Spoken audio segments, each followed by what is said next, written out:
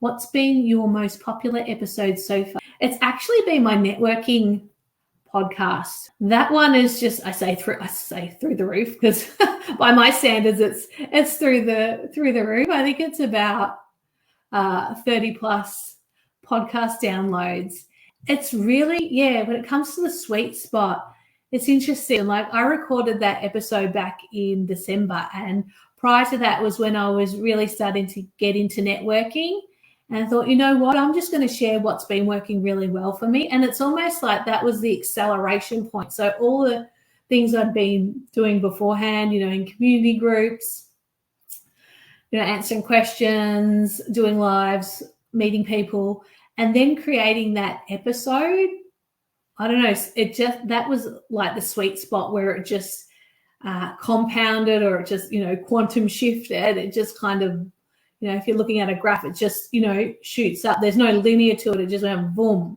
And that's been my most popular one. There are when you go looking, but it's a topic where if you want to do it the non-traditional way, which is how I do networking, it's more organic. There's definitely structure and flow to how I network. Then, that podcast episode is the one that's just taken off. It's very important to celebrate the smallest baby steps of the journey. It gives you courage to move forward. Love your style of explanation. It is encouraging me to start my podcast. And yay, starting your podcast.